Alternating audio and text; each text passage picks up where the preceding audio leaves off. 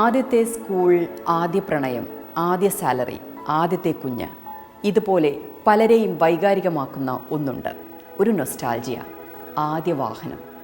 Driving പഠിച്ചു കഴിഞ്ഞ് ഒരുവിധം ഓടിക്കാമെന്നാകുമ്പോൾ കയ്യിലേക്കെത്തുന്ന ആദ്യത്തെ കാറ്.